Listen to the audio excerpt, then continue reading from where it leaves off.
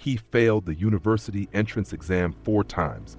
Now, he's a lecturer at that same university.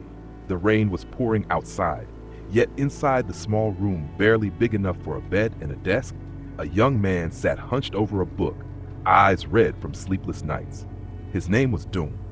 In that moment, he was reviewing math problems for the 4th time in 4 years, still chasing the same dream, to pass the university entrance exam. For most students, taking the exam once or twice is enough.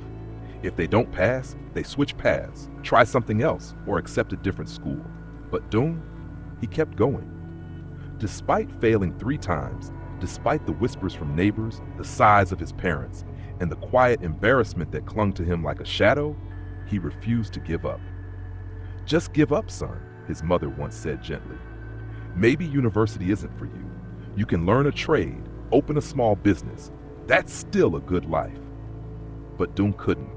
Not because he was stubborn, but because he couldn't forget the moment, at 8 years old, when he stood in front of the blackboard at school and the teacher said, "Maybe one day, you'll be a teacher too." That seed had been planted too deep. At night, he washed dishes at a roadside eatery to earn money for books. During the day, he reviewed lessons alone, with no tutor, no classes, just him and a stack of notebooks worn from time. The pages were smudged with pencil marks and tiny notes in the margins, written in such small letters that only he could read them. Every failure weighed heavily. After the 3rd attempt, his best friend stopped checking in. "You should move on, bro," he'd said. "You're wasting your youth." And maybe he was. Year after year passed. His classmates from high school graduated, got jobs, got married. Doom was still home, studying the same books. There were days he felt like a ghost walking through a world that had moved on without him. But deep down, something inside him still burned. It wasn't arrogance. It was belief, fragile, flickering, but alive. On his 4th try, he passed. It wasn't a top score. It wasn't a headline. But to him, it was everything. He walked into the university gates trembling, feeling out of place among younger students, but more determined than ever. Those first semesters were hard. He couldn't afford a laptop. He copied handouts by hand. He lived in a small attic room above a repair shop, the walls blackened with soot. But he smiled through it all, because he was finally where he had always dreamed of being. He studied with a hunger few understood. Professors began to notice. "You ask good questions," one said.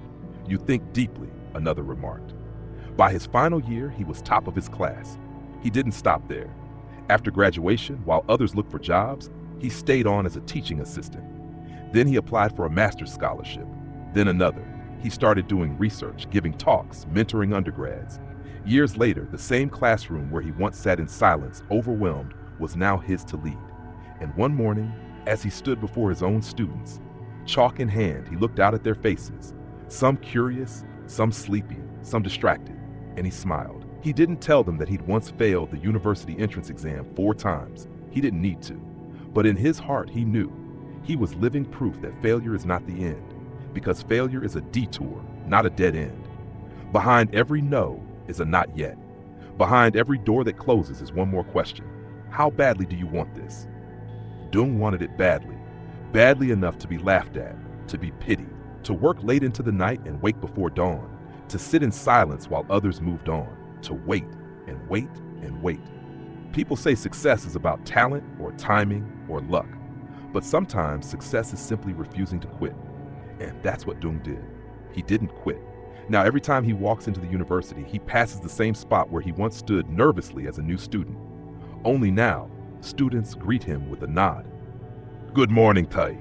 They say, "Good morning, teacher." And inside, Doom still feels that little boy at the blackboard, still feels the weight of those 4 years of failure, but also the joy, deep, quiet joy, of having kept going when everything said stop.